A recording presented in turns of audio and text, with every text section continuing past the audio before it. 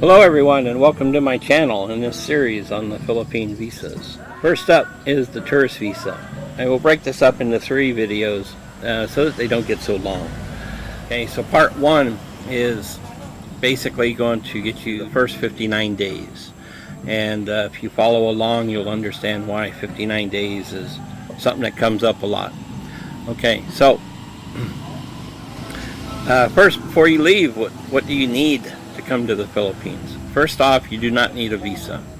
Okay, you get what they call a 30-day free on arrival. 30 days free stamp they'll put when you come into the airport. So you don't need it. Now this is for Westerners. Okay, please note that, for Westerners. Okay, what you do need obviously is a passport, and on your passport you should have 6 months beyond your intended stay. So if you're coming for a month, you need 7, so on. I will say, if you are traveling anywhere with under a year on your visa, you might want to try to get that taken care of before you leave, if you have time. If you know you're only coming for a short while and you know you're going back, then it's okay.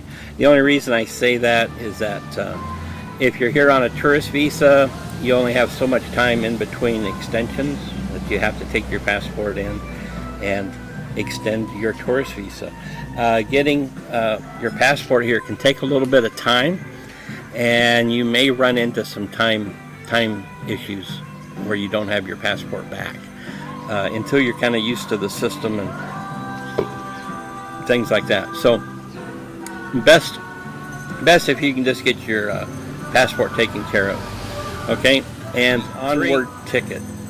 The Philippines requires that you have a ticket out of this country, and they require this before you get here, not after you get here. Okay, this can be a round trip. You come in for a few weeks, you set up round trip tickets, that's fine, no problem. There's also what a lot of people use is the throwaway ticket. They buy a cheap ticket ahead of time before you come into the Philippines. As in my case, I got one from Clark to Hong Kong, and I think it was like $38. Okay, now I did not intend to use this ticket at all. I did not fly to Hong Kong. It's just what they call it, a throwaway ticket. You meet the requirements of immigration by purchasing this ticket, having your itinerary with you, and then you're just fine. After that, there's no problem with this onward ticket. It's never asked for again. It's only when you try to come here. And the airline is the one that's going to require you to have this before they ever let you on the flight. If they was to let you come here and you did not have the onward ticket at the immigration desk, and they refuse to allow you in, and you do not get one, that airline's required to fly you back to wherever they picked you up. So they will make sure that you have the onward ticket. So there's a lot of debate about this. It's required in the first 30 days. Say if you have a round-trip ticket for 5 weeks later, do you actually really need this? I'll do a video on this afterwards. But I will say, if you want to make sure you're going to get on your flight and get into the Philippines, it's good insurance to pay $30 or so, $40 for a throwaway ticket. Anyway, so that'll cover the onward ticket. All right, so you've got everything done ahead of time, and now you've arrived in the Philippines, and you go through the immigration line, and what you will receive a free visa. It is a free visa waiver. This is not a tourist visa. Everyone gets this coming in for a tourist visa. The actual first 59 days is a visa waiver. You get 30 days to get off the plane for free. If you want to stay longer than that, then you have to go to immigration and ask for a 29-day visa waiver extension. Now this is a one-time thing because it's only done while you're on the visa waiver. It's 3,000 pesos, and this is where you get to that magic number of 59 days with your 29-day visa waiver extension. So at no time during this 59 days are you actually here on a tourist visa. Okay, we'll clear that part up right now. One tip I want to give you is that you can ask for this at the airport when you arrive and you get your 30-day stamp. You can ask the officer there if you can purchase your 29-day visa extension waiver, visa waiver extension at that time. And often they will do it. It depends on the time of day. If you arrive at 4 in the morning and maybe the issuing officer isn't there at that time, they don't have to give it to you there. They're not required to, but they often do. So you can ask, and you may be able to get it right then. Then you've got your first 59 days covered. You don't have to go back and find an immigration office to do this, which is not hard to do. There's offices all over the Philippines, but it could save you just one little thing there by getting this ahead of time. And the cost is the same, 3,030 pesos. Okay, they'll have you do a short little form, and you're good to go. So there's a little tip that you might not be aware of. Okay, so this gets you to 59 days. This whole 59 days, like I said, you're not on a tourist visa. Now, there is another tourist visa that you can purchase in your home country, or let me at least say in the United States. And I believe it's going to be the same for Australia, Canada, England, European countries like that. You check at the embassy in your country, so the Philippine embassy in the United States or their consulate.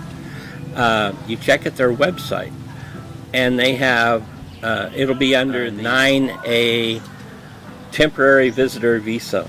Okay, and that's the official name of the tourist visa, and same way here, so don't get the two confused. You can come here without one. You don't need to purchase this ahead of time, but you can get this there. It takes probably a couple weeks, maybe more. It depends on your back and forth with them to get this. It's much cheaper. A 1-year visa was like $90. That's a big savings for 1 year. And it's multiple entry. I believe they had a 3-month, a 6-month, and a 1 year. And the 6-month and the 1 year are multiple entries. So this could be something that is just what you're looking for. Certainly could save you money. One thing they don't say in there, that when you do come here on that, they put a 59-day stamp in your passport, which you have to come back and restamp every 59 days. Now, they don't charge you any fees. They don't make you get the ID card. So, yeah, you do have to go back, but they don't charge you. You paid for this ahead of time in your home country at a much lower cost. So the idea there is they're just keeping you on basically a 59-day visa waiver every 59 days, or basically 2 months, in order to not be charging you any of the fees that they charge here. Hope you understand that. If you have any questions about that, please list them in the comments, and we can explain that a little bit more. Okay, so there's another little tip that you might not know about. I actually didn't know about it until less than a year ago myself, and it could be something that really works out for you. You might need multiple entry, and that's one thing about the tourist visa here. When you get it here, or even the visa waiver, these are one time, not multiple entry. Okay, so remember that. If you get your visa here for however length of time and you got to go right after you got it, you can't reuse it. You can't come back in on it. When you leave, your visa is gone. It's done, no matter how long you paid for. You may have just got the brand new ID card that you paid for, and boom, none of it's any good. So you would start at the very start of this video and all over again each time you do this. Okay, so that pretty well covers everything for the first 59 days. In the part 2, I'll go into, you're at 59 days going into get the actual tourist visa. It's going to require quite a bit in fees. You have to get the identification card from immigration, which is called an ACR card, ACRI card, identification card. You must pay for that.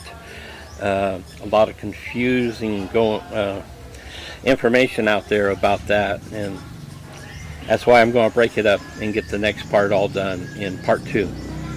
And part 3 will just carry on for the length of time that you can stay here, which is 36 months on a visa, on a tourist visa.